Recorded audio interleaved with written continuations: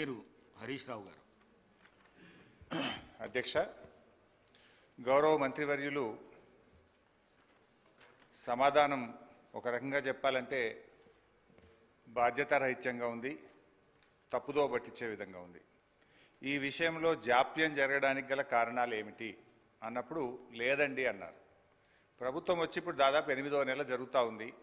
8 నెలలు జరుగుతున్నా ఇంకా జాప్యం జరుగుతలేదు అని ఒక సమాధానం చెప్పారు. ఎప్పట్లోగా ఈ ప్రతిపాదనలు అమలు చేసి నియమిత రోజును ప్రకటించమవుతుందంటే ఇది పరిశీలనలో ఉంది అని గౌరవ మంత్రి గారు చెప్పారు. ఇది కాంగ్రెస్ పార్టీ మేనిఫెస్టో అధ్యక్ష.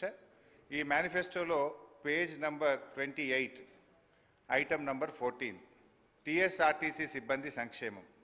ఆర్టీసీ కార్మికులను ప్రభుత్వ విలీన ప్రక్రియ పూర్తి చేసి 2 పీఆర్సీల బకాయిలను వెంటనే చెల్లిస్తాం. వెంటనే అంటే 8 నెలలు సమయం సరిపోదా అధ్యక్ష? నంబర్ 1. నంబర్ 2, వచ్చే పీఆర్సీ పరిధిలోకి టీఎస్ఆర్టీసీ కార్మికులను చేరుస్తాం. నంబర్ 3, రాష్ట్ర ప్రభుత్వ ఉద్యోగులతో సమానంగా అన్ని వసతులు సదుపాయాలు కల్పిస్తాం. నంబర్ 4, ఆర్టీసీ బస్సులను ఆధునీకరించి విస్తరిస్తాం. అధునాతనమైన సౌకర్యాలతో కొత్త సర్వీసులను ప్రారంభిస్తాం. Number 6 and the last, RTC union పునరుద్ధరణకు అనుమతి ఇస్తాం. అయితే వారితో నా సూటి ప్రశ్నలు, నేను మంత్రి గారిని విషయాల్లోకి పోకుండా సూటిగా ప్రశ్నించదలుచుకున్నాను. మొదటి ప్రశ్న, గౌరవ మంత్రి గారు ఎప్పట్లోగా ఈ అపాయింటెడ్ డేట్ను ప్రకటిస్తారు? ఏ రోజు నుంచి ఆర్టీసీ ఉద్యోగులను ప్రభుత్వ ఉద్యోగులుగా గుర్తిస్తారు? పరిశీలనలో ఉంది, చూస్తాం చేస్తామని కాలయాపన చేయడం కాదు. ఒక ఖచ్చితమైన తేదీని ఈ సభ ద్వారా ఆర్టీసీ కార్మికులకు చెప్పాలని మీ ద్వారా గౌరవ మంత్రి గారిని కోరుతా ఉన్నా. క్వశ్చన్ నంబర్ 2, యూనియన్ పునరుద్ధరణ చేస్తామని మీరు హామీ ఇచ్చారు. ఆ యూనియన్ పునరుద్ధరణ ఎప్పట్లోగా చేస్తారు? ఈ మధ్య మాకున్న సమాచారం ఏంటంటే ప్రభుత్వం నుంచి యూనియన్ పునరుద్ధరించేది లేదు అని మీరు ఉత్తర్వులు ఇచ్చినట్టుగా మా దృష్టికి వచ్చింది. మీరు ఉత్తర్వులు ఇచ్చారా లేదా? ఇవ్వకపోతే ఎప్పట్లోగా యూనియన్ పునరుద్ధరిస్తారు? క్వశ్చన్ నంబర్ 3, ఆర్టీసీలో చనిపోయిన కార్మికులకు గతంలో మా బీఆర్ఎస్ ప్రభుత్వం ఉన్నప్పుడు చనిపోయిన పిల్లలకు వెంటనే పర్మనెంట్ ఉద్యోగం మేము ఇచ్చేవాళ్ళం. కానీ మీ ప్రభుత్వం వచ్చిన తర్వాత ఆ పర్మనెంట్ ఉద్యోగం అనే నిబంధన తీసేసి బ్రెడ్ విన్నర్ స్కీమ్ అనే స్కీమ్ పెట్టి కన్సాలిడేటెడ్ పే కేవలం 15,000 రూపాయల జీతం ఇచ్చి 3 ఏళ్ళు మీరు 15,000 జీతానికి పనిచేస్తే అప్పుడు పర్మనెంట్ చేస్తామని చెప్పి ఇలా చనిపోయిన కార్మికులకు మీ ప్రభుత్వం అన్యాయం చేసిన మాట వాస్తవమా? ఇది ఎందుకు తెచ్చారు? గత ప్రభుత్వం లాగా చనిపోయిన కార్మికుల పిల్లలకు వెంటనే రెగ్యులర్ ఉద్యోగం ఇవ్వాలని అడుగుతా ఉన్నాను. నంబర్ 3. క్వశ్చన్ నంబర్ 4, గౌరవ ముఖ్యమంత్రి గారు మంత్రి గారు నెక్లెస్ రోడ్లో ఆర్టీసీ కొత్త బస్సులు, మా ప్రభుత్వం ఆర్డర్ ఇచ్చిన బస్సులు వస్తే జెండా ఊపినరు, చాలా సంతోషం. Government is a continuous process. అయితే ఆ జెండా ఊపిన సందర్భంగా కార్మికులకు ఒక 300 కోట్ల చెక్కు చూపించారు ముఖ్యమంత్రి గారు. ఇగో మీ కార్మికులకు పీఆర్సీ బకాయిల 300 కోట్ల చెక్కు విడుదల చేస్తున్నా అని ముఖ్యమంత్రి గారు బకాయిలు ఇస్తున్నామని చెక్కు చూపించారు. పాపం మా మంత్రి గారు ముఖ్యమంత్రి గారు వెళ్ళిపోయినాక కొన్ని డమ్మీ చెక్కులు, ఆ పెద్ద చెక్కులు కూడా కార్మికులకు ఇచ్చి ఫోటోలు కూడా దిగారు. ఇది ఏ రోజు ఇచ్చిందంటే ఫిబ్రవరి 10, 2024. ఇవాళ మనం ఉన్నాం జూలై నెలలో ఉన్నాం. ఇప్పుడు దాదాపు 5 నెలలైనా నెక్లెస్ రోడ్ నుంచి ఆ చెక్కు బస్ భవన్కు చేరలే. ఇంకా అది ఎప్పుడు చేరుతుంది, ఎప్పుడు ఇస్తారో దయచేసి చెప్పాలని కోరుతా ఉన్నా. క్వశ్చన్ నంబర్ 5, మహాలక్ష్మి పథకం పెట్టారు, సంతోషం, we appreciate.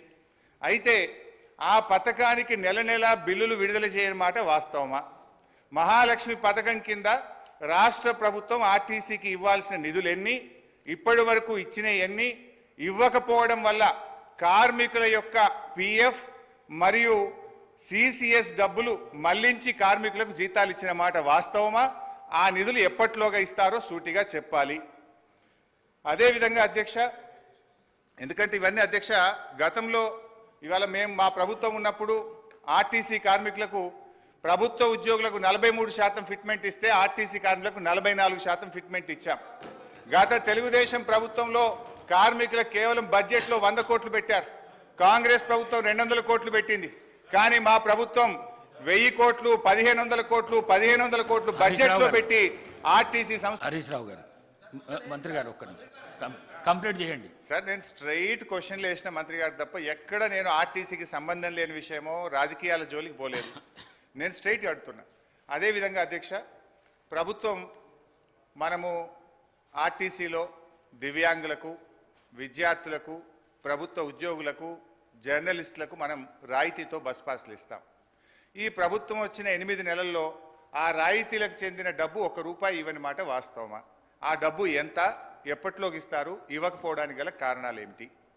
Then last question అధ్యక్ష, మనకు కార్మికులకు సంబంధించి మోటార్ ట్రాన్స్పోర్ట్ యాక్ట్ ఉంటుంది. డ్రైవర్లు కానీ కండక్టర్లు కానీ 8 గంటల కంటే ఎక్కువ పని చేయకూడదని ఉంటుంది. ఇందులో మహిళా కండక్టర్లు కూడా ఉన్నారు.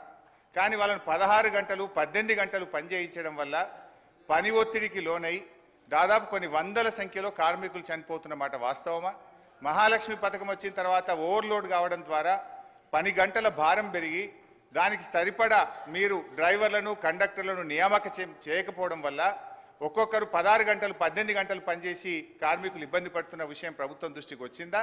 దానికి అనుగుణంగా కండక్టర్ల డ్రైవర్ల నియామకం ఎప్పట్లోగా చేస్తారు. సో మళ్ళీ ఒకసారి ఫైనల్గా దయచేసి మేము ప్రభుత్వాన్ని రాజకీయాలకు పోకుండా వెంటనే ఆర్టీసీ ఉద్యోగులను ప్రభుత్వ ఉద్యోగులుగా గుర్తించే ప్రక్రియ ఏర్పాటు చేయాలని, దాని స్పెసిఫిక్ డేట్ ఇచ్చి ఈ రాష్ట్రంలో ఎంతో ఆశలతో ఎదురు చూస్తున్న ఆర్టీసీ ఉద్యోగులకు ఈ సభ ద్వారా తీపి కబురు అందించాలని మీ ద్వారా ముఖ్యమంత్రి గారిని, మంత్రి గారిని కోరుతున్నాను.